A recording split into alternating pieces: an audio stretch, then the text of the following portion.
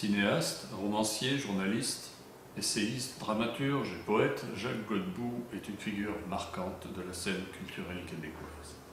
Depuis plus de 40 ans, son parcours cinématographique et littéraire a fait l'objet de nombreux travaux universitaires. Son implication dans l'espace public québécois l'a conduit à réagir sur tous les grands sujets sociétaux de ce presque pays dont il suit la trace et dont il précède souvent l'évolution. Il en rend compte dans des essais, dans ses chroniques journalistiques, il s'en nourrit dans ses romans. Mais qu'en est-il de son cinéma? Comment traite-t-il de la réalité québécoise et de son imaginaire dans ce langage très particulier qu'est le cinéma documentaire, un genre où se mêlent la réalité et la fiction? C'est sur ce terrain assez complexe que nous l'avons conduite aujourd'hui. Nous l'avons fait pour le bénéfice d'un public lointain et proche dans le fond, les membres de l'Association brésilienne d'études canadiennes réunis à Salvador de Bahia en octobre 2011. Des latino-américains du Sud, donc, interrogent un latino-américain du Nord. Bonjour Monsieur Godbout. Bonjour. Alors, notre première question porte sur le genre cinématographique que vous pratiquez. La question vient de notre collègue Sergio Cerqueda de Salvador de Bahia sur le thème justement du documentaire fiction. Dans la thèse qu'il vous a consacrée en 2006, Sergio s'est interrogé sur les représentations du Québec dans votre cinéma documentaire. Il invoque les contraintes que cette forme cinématographique impose à la représentation du réel, puisque les mots comme les images peuvent mentir. Alors, quel est le rôle du réalisateur, rendre le réel, donner l'illusion du réel? Comment procédez-vous avec d'une part un matériel documentaire et d'autre part une fictionnalisation? Comment combiner donc d'une part les images du texte archivé et de l'autre de l'imaginaire? Peut-être que vous pourriez illustrer votre réponse avec l'affaire Norman Williams ou les deux épisodes dans la vie. Oui, comme mélange, mais restons au départ un documentaire. Il y a plusieurs genres de documentaires. Ceux que j'ai entrepris ne prétendent pas raconter le réel d'aucune manière. Le réel dans lequel nous sommes, on n'en pourrait même pas donner une représentation directe, immédiate. Donc, ce sont des recherches du sens même de ce réel, ou de ce qu'il peut suggérer. Il se peut fort bien que la façon dont j'en traite ne corresponde pas à la façon dont vous le traiteriez. Alors, le réalisateur, qui est celui qui est derrière la caméra d'une certaine manière, et surtout derrière le montage, le réalisateur organise ce réel pour lui donner du sens et pour en donner aussi la vérité. Si je prends l'affaire Norman Williams, il s'agit d'un garçon à peu près de mon âge que j'avais rencontré il y a très très longtemps dans une réserve indienne et que j'ai retrouvé un peu par hasard en Europe où il jouait effectivement aux Indiens. Cela dit, c'est un Canadien français d'origine, avec probablement du sang amérindien, mais il y en a beaucoup ici. Mais lui a décidé d'être le bon Indien, d'être l'image même de l'Indien. Et pour jouer ce rôle, comme il n'était pas idiot loin de là, il est allé se balader en Europe, où il était beaucoup plus facile de séduire des Français en tant qu'Indien de l'Amérique du Nord que des Québécois qui en voient un peu tous les jours, ou qui savent au moins de quoi il s'agit. Alors, en Europe, il a monté des tipis, il a monté des marches, il a monté des organisations, il a raconté des choses invraisemblables, la police s'est mise à ses trousses, et j'ai entendu parler de lui. La première fois, il venait d'être mis en prison à Bruxelles. Je lui ai écrit, je n'ai pas eu de réponse. Je voulais l'aider si je pouvais. Mais quelques années plus tard, j'étais à Paris en train d'écrire un roman. Et au moment où j'ai terminé l'écriture du roman, je reçois un coup de fil de Finlande. Et c'est M. Pielpeggio Maltais qui me téléphone en me disant « Écoute, on est très mal pris, je sais que tu m'as écrit en prison, je n'ai pas répondu, mais pourrais-tu m'aider? Bon, t'aider à quoi? Alors il me raconte une histoire plus ou moins sordide. Ils sont poursuivis. Je rentre donc au Québec et je propose à l'Office du film de faire le portrait de cet homme qui est un imposteur, mais dans le beau sens du terme. Il est plus indien qu'on peut l'être. Il a même choisi certains bouquins qui avaient été rédigés par des missionnaires dans les années, à la fin du 19e siècle, dont il fait croire aux Français, parce que c'est écrit en Micmac, dont il fait croire aux Français que ce sont des livres sacrés, lesquels Français deviennent ses disciples. Et il se balade très souvent dans des cavernes, enfin il fait tout ce qui peut être intéressant en termes d'imaginaire. Alors je décide de faire le portrait d'un Amérindien imaginaire, poursuivi par même le Mossad, parce qu'il a réussi à mettre les pieds sur les orteils de toutes sortes de personnes. C'est donc un vrai Indien imaginaire. C'est un vrai Indien imaginaire, et c'est ce qui fait, je pense, le charme et l'ambiguïté du film. Et j'aime beaucoup ça parce qu'on est vraiment à mi-chemin de la réalité, de ce que nous convenons d'appeler la réalité, c'est-à-dire la rue, notre vie commune, et d'une fiction totale. Mais vraiment à mi-chemin. Ça n'est ni une fiction, ni la réalité. Et puis il y a le mensonge de la société belge qui va dire oui, dans ce château il se passe des choses énormes, donc on va au château et on s'aperçoit qu'il n'y a rien. Il n'y a rien, mais il a réussi à séduire une châtelaine, laquelle d'ailleurs vient jusqu'au Canada, vend ses meubles, vient jusqu'au... C'est une histoire invraisemblable. Mais l'histoire invraisemblable m'intéresse. J'avais raconté aussi celle du cowboy Will James, québécois d'origine, devenu célèbre à Hollywood, dont les livres se sont vendus aux États-Unis, dont les adolescents ont fait leur lecture, dont on a tiré des films, et qui n'était pas un cowboy d'origine, mais qui était un Québécois d'origine, adoptant le style des cowboys, et donc plus cowboy que les cowboys. Hubert Aquin, c'est un ami de longue date, c'est un très bon écrivain québécois, mais il décide d'épouser la cause de la libération du Québec et s'identifie à ce Québec au point de vouloir l'incarner. Hubert a aussi été un maniaco-dépressif qui donc, dans la phase maniaque, éclate et fait les choses les plus invraisemblables pour un écrivain qui devrait normalement être assis à sa table. Lui, il rentre en clandestinité, devient un espion. Il avait d'ailleurs déjà joué le rôle d'un espion dans un film intitulé Faubourne, dont je reprends des extraits. Et vous remarquerez que dans tous ces films, ce que je peux faire de plus utile, c'est de retrouver des extraits d'archives qui, eux, à mon avis, représentent la réalité. Parce que ces archives sont souvent des choses qui ont été faites pour ce qu'elles étaient. Et c'est le discours de mes protagonistes qui donne à ça un autre sens et qui fait en sorte que ça n'est plus de la réalité, mais c'est la vérité de ce personnage dont j'aimerais faire, que j'aimerais présenter, dont j'aimerais que vous fassiez la connaissance. C'est ça. La même chose donc avec Le sort de l'Amérique, où vous trouvez un vieux film de l'ONF en anglais sur la prise de Québec, avec tous les personnages, Bigot et les autres, que vous montez dans un ensemble d'archives que vous fabriquez, puisque vous allez à Londres aussi, vous allez sur les lieux. Ah, mais là, ce n'est pas des archives fabriquées. Les archives, vous avez raison, sont là. Et il y a un film de l'ONF qu'on a trouvé. Et vous savez, quand on fait un documentaire, on écrit au présent, où je suis, tu es, il est. On n'écrit pas à l'imparfait. Et jusqu'à un certain point, les archives permettent justement que le texte devienne à l'imparfait. Alors donc, j'ai ce vieux film, mais quand on va à Londres, c'est l'une de mes collaboratrices qui avait découvert que le descendant de Wolfe, le conquérant de l'Amérique du Nord, était un journaliste qui avait gardé d'ailleurs chez lui des objets qui avaient appartenu au général Wolfe et qui aujourd'hui voulait être une vedette du rock.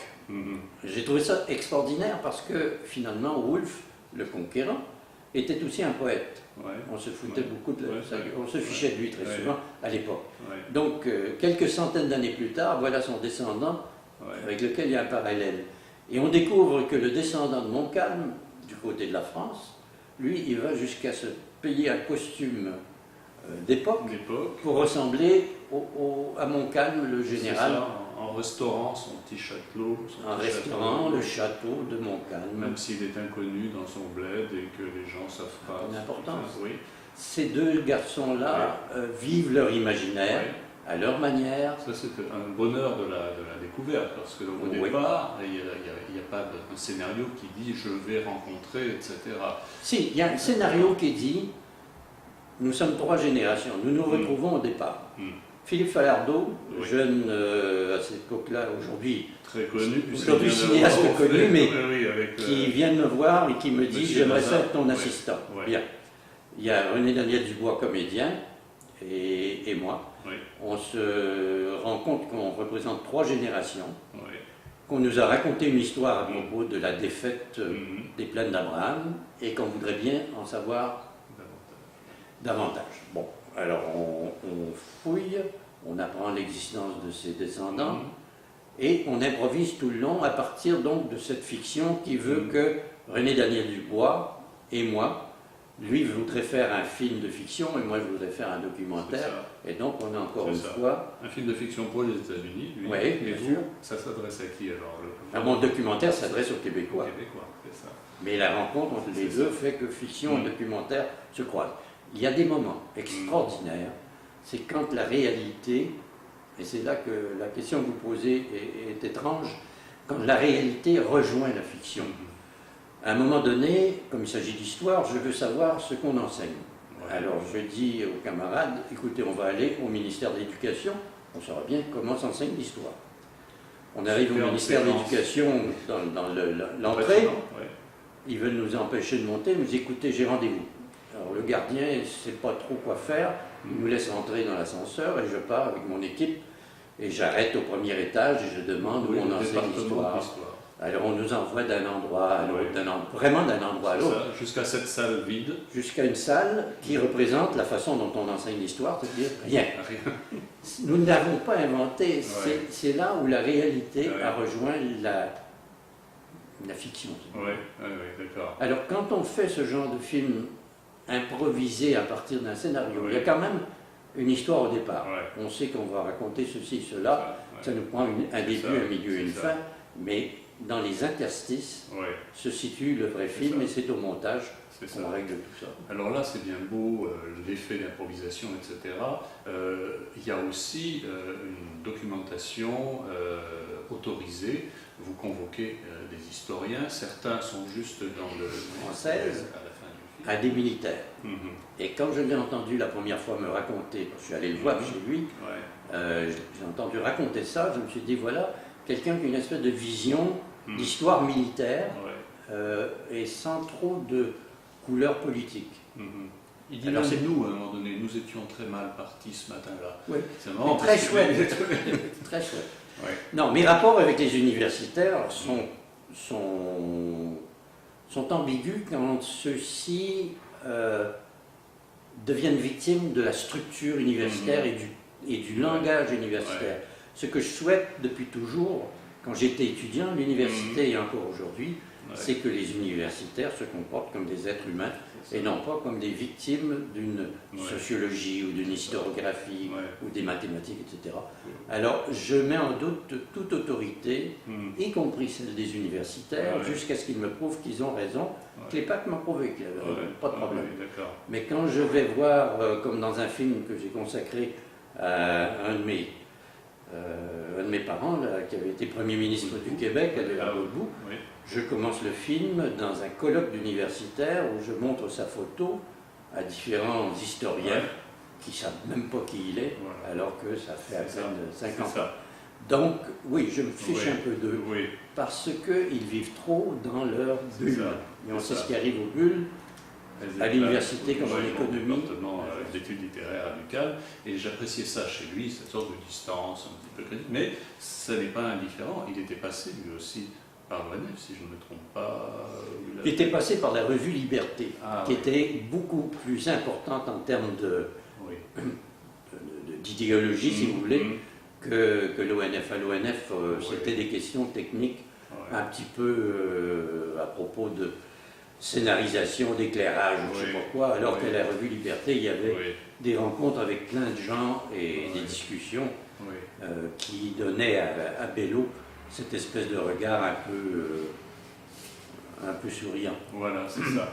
Alors, pour en terminer avec, momentanément avec le sort d'Amérique, vous disiez tout à l'heure, on part au jeu dans ce cas-là, mais vous introduisez le documentaire par vous. Vous écrivez, à un moment donné, un documentaire, vous êtes Canadien, Français, Québécois, etc.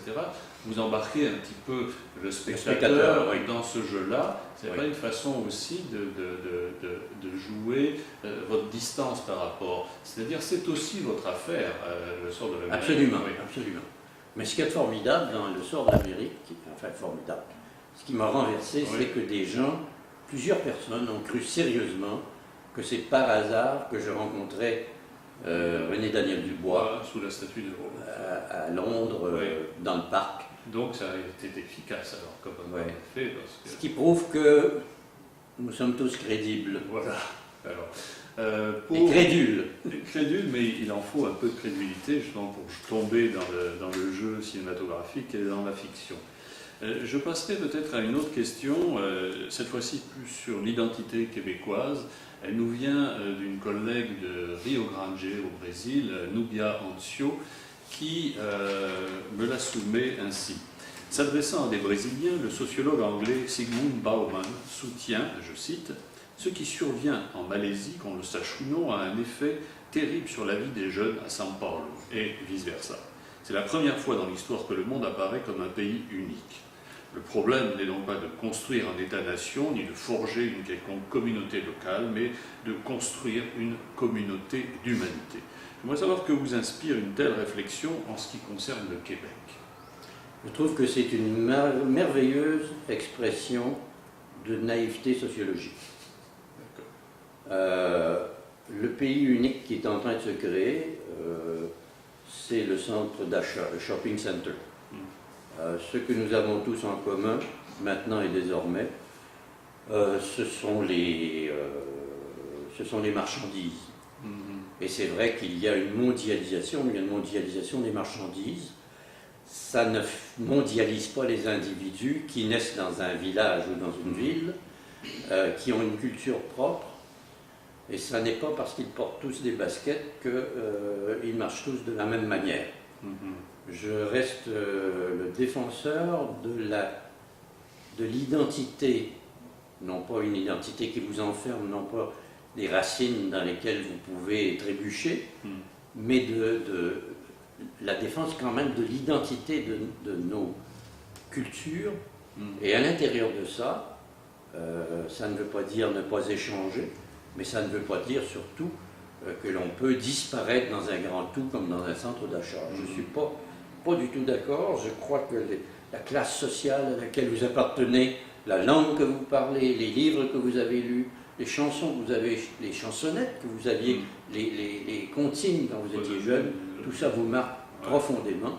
Et que si par exemple au Canada, entre Canadiens anglais et Canadiens français, enfin ceux qui restent, puisque plus ça va, moins nous sommes nombreux là, mais entre Canadiens anglais et Canadiens français, nous n'avons jamais eu les mêmes comptines, nous n'avons jamais eu la même mémoire, nous n'avons jamais eu les mêmes souvenirs.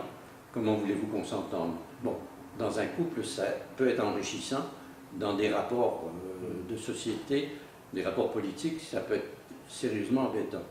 Ça ne veut pas dire, ça ne veut pas dire que toute nation a absolument besoin d'un État, d'une structure étatique. Les structures fédérales existent.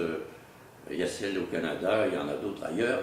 Et en Europe, on semble chercher ou rêver d'en avoir une. Bon, mais l'État-nation est une invention qui a quelques centaines d'années, qui peut être utile. Il y en a combien? 138 à peu près, 140 aux Nations Unies.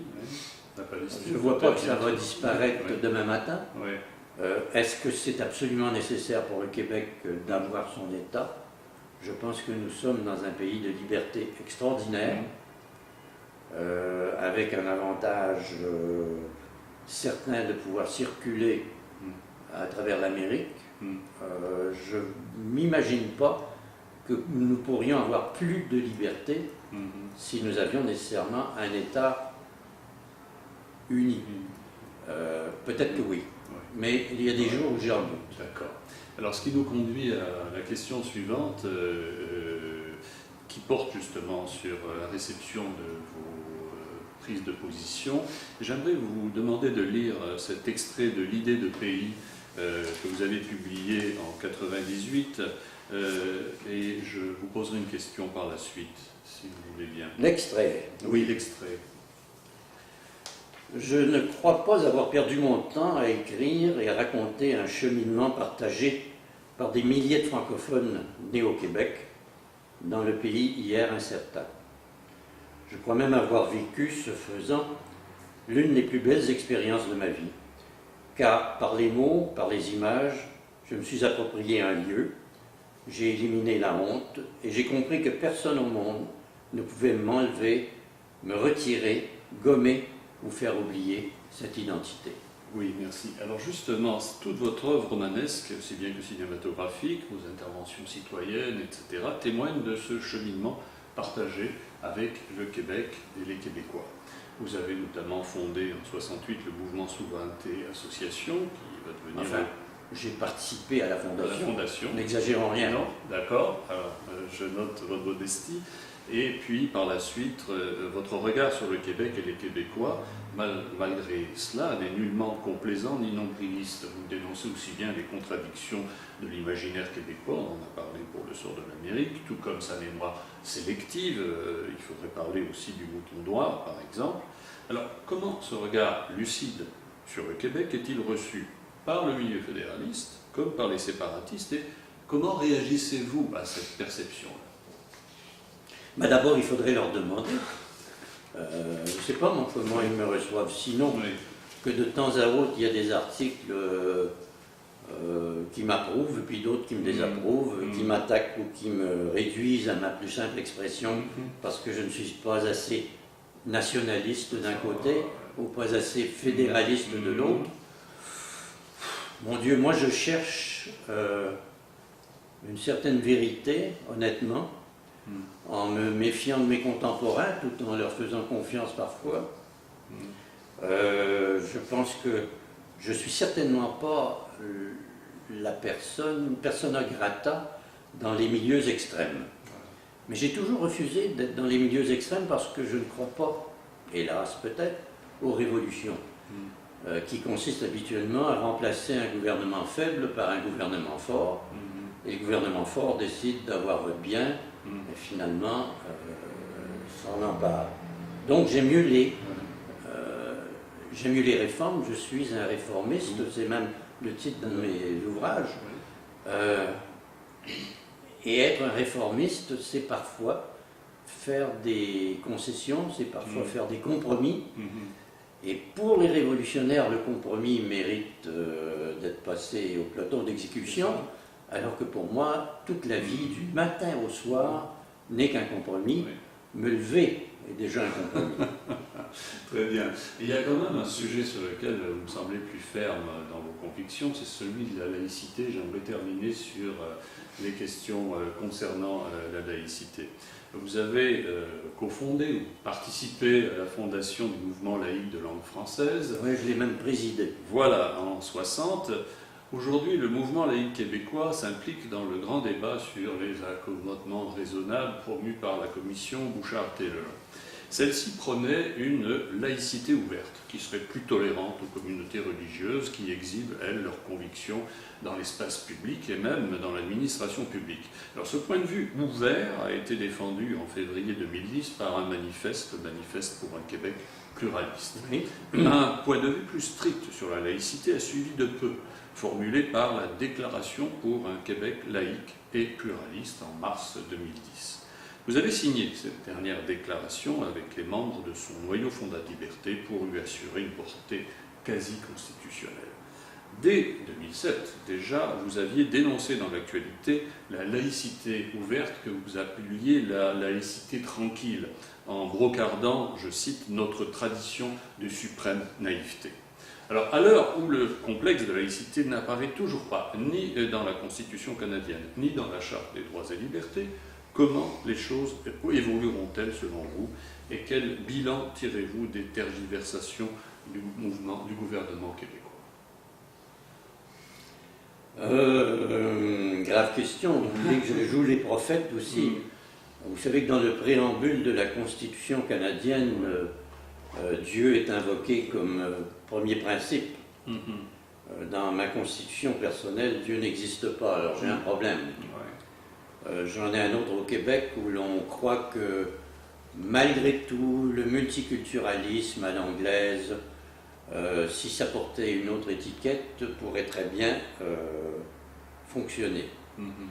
C'est ce qu'on appelle les accommodements raisonnables. Bien, les accommodements raisonnables, c'est une notion raisonnable qui a été inventée pour satisfaire aux exigences des handicapés, de telle manière qu'on leur offre des trottoirs où ils peuvent circuler et des voitures de train où ils peuvent s'asseoir, etc. Je considère que les citoyens immigrés, par exemple, ou québécois, ne sont pas des handicapés au départ. Et ils ont des idées, des options, ils peuvent croire en Dieu, être religieux, mais l'État n'a pas à prévoir d'accommodement pour des habitudes ou des choix religieux.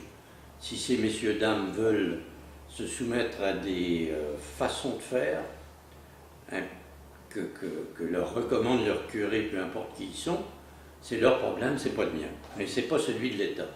Je voudrais que le Québec soit un État neutre, on dit laïque, mais un État neutre tout simplement, qui permette à chacun d'avoir ses rapports de conscience, mais qui ne soumette pas les rapports de l'État avec ses citoyens à l'éclairage religieux sous quelque forme que ce soit. Le problème est né de l'arrivée d'immigrants depuis quelques années, surtout d'Afrique du Nord, dans le fond, l'arrivée de musulmans, qui sont beaucoup plus prosélytes que les chrétiens ici, puisque un sondage la semaine dernière disait que 70% des Québécois ne croyaient pas qu'il y avait une vie après la mort, ce qui vous donne l'état de la société, en tout cas, ce qui prouve que l'Église catholique a pris un peu de recul, merci. Donc, ces problèmes qui arrivent à l'immigrant sont des problèmes qui sont des problèmes d'immigrants et non pas des problèmes du Québec. Je soutiendrai que la capacité d'un immigrant, et la raison pour laquelle il immigre, c'est quand même pour aller dans un nouveau pays, non pas pour transformer ce pays en ce qu'il était quand il est parti, mais pour qu'il puisse s'adapter à ce nouveau pays. Donc l'adaptation et les accommodements raisonnables, c'est à lui de les faire. Qu'il soit musulman, catholique, bouddhiste ou sikh, ça n'est pas le problème de l'État, c'est le problème de l'individu qui croit. Et je ne vois pas pourquoi on aurait une laïcité ouverte à tous les vents, que l'on continue à subventionner les écoles religieuses. Tout ça devrait tout simplement être laissé aux individus qui croient. Point à la ligne. C'est très clair, effectivement, je vous remercie.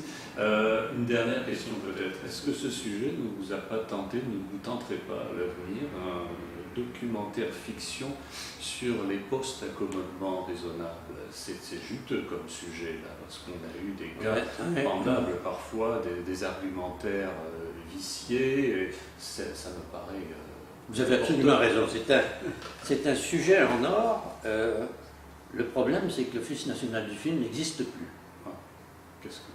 on n'y peut pas fabriquer de films, on n'y peut pas construire, on n'y peut pas produire de films comme à l'époque où j'y étais. Cette grande époque est terminée. Et pour faire ce genre de film, ça vous demande une équipe pendant un certain nombre de mois. Et donc des ressources de tout ordre dont nous ne disposons plus. Le dernier film que j'ai fait, il y a déjà 2 ans, 3 ans, là, on m'a donné, pour ce film sur la transformation de l'information, on m'a donné 5 jours de tournage et bon, quelques semaines de montage. Mais en 5 jours de tournage, vous ne faites pas un film, vous faites des entrevues comme on en fait maintenant, et vous les montez, mais vous ne faites pas un film. Alors, c'est un sujet en or. Si vous voulez me trouver un producteur, je vous promets que je vous ferai un joli film à mi-chemin entre la fiction et la réalité, puisque de toute manière, c'est un sujet qui touche à l'âme et qui touche à la société. Alors, ça serait, j'aimerais beaucoup. Très bien, je vous remercie beaucoup. Je pense qu'on va s'en tenir là-dessus. On va transmettre le message à nos amis brésiliens. Je ne pense pas que les fonds soient aussi importants non plus là-bas pour appuyer une démarche comme ça. Mais on ne sait jamais. Ils ont de très bons cinéastes aussi, dans le documentaire fiction aussi. Ils ont fait de très bonnes choses au Brésil. Et j'espère bien qu'à une autre occasion, vous aurez la possibilité le plaisir d'y aller, oui, mais écoutez, je regrette de ne pas être avec vous. Mais quand même, avec vous là oui, dans la salle ou le lieu où vous êtes, mais je vous remercie quand même de m'avoir donné l'occasion de vous parler et peut-être de clarifier certaines choses. Oui, merci beaucoup. Voilà, merci monsieur.